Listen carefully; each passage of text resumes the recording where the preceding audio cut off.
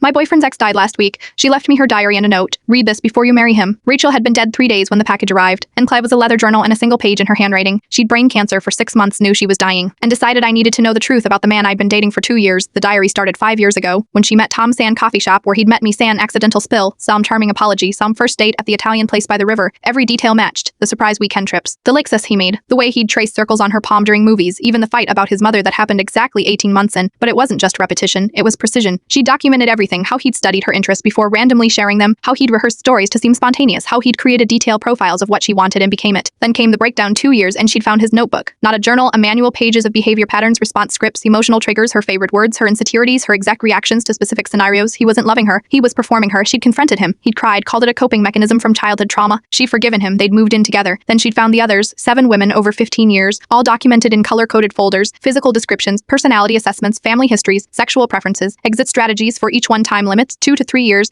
maximum before scheduling conflicts or growing apart. I was folder number 8, mint green. He'd started it 3 months before meeting me. My hand shook as I read my own analysis in a dead woman's diary. Abandonment issues from father upidence well to protective behavior. Alpha-wataka exploit work stress for bonding. Sister is weakness point allergic to shellfish. Tambazai's flower is peonies, not roses, remember this. She'd photographed everything before he'd discovered her discovery, before the sudden job offer in another state that made him leave, before she'd been too ashamed to warn the next woman until now. Until cancer gave her nothing left to lose. The final entry was from last month. She'd hired a private investigator. Tom wasn't even his real name. The consulting job was fake. The dead brother he cried about never existed. The apartment I'd never been to because it was being renovated was where he kept the files. I drove there at midnight, let myself in with the key hidden under the fake rock, exactly where Rachel's notes said it would be. The apartment was sterile. Minimal, a computer desk with 3 monitors, filing cabinets along one wall. I was the active file, photos of me from angles I'd never noticed. Transcripts of our conversations, a timeline of our relationship with projected milestones. Proposal plan for month 25, Ryan scheduled for month 31. But I wasn't the only active file. There were 3 others. Which cities? Or stages? He was dating 4 women simultaneously, visiting each on a rotating schedule. The consulting job that required travel was his cover. I photographed everything. Poured his hard drives, want bank accounts under different names. Want the wedding ring he'd used 3 times before. Then I found tomorrow's plan restaurant reservation. The ring in his jacket. The photographer hired to capture the moment. The script in his handwriting of exactly what he'd say. He proposed right on schedule. San Italian restaurant by the river. San table where he'd proposed to Rachel. Sand words he'd used with Ashley, Marcus, and Kim. I said yes, let him slip the ring on my finger, smiled for the hidden photographer. Then I handed him Rachel's diary. The FBI arrested him 2 weeks later. Phonity fraud, wire fraud, the theft by deception. 3 women came forward. Then 7, then 12, all with the same story, all with proof he'd taken their money, their trust, their lives. Rachel died thinking she was saving 1 woman. She saved us all. At her funeral, 6 of us stood together, walked cities, different years, same scars. We buried her with mint green flowers. Tom's real name is Brian Hutchins. He's serving 12 years and somewhere T. Here is probably another folder, another city, another woman he'll meet when he gets out. But now she'll be able to Google him.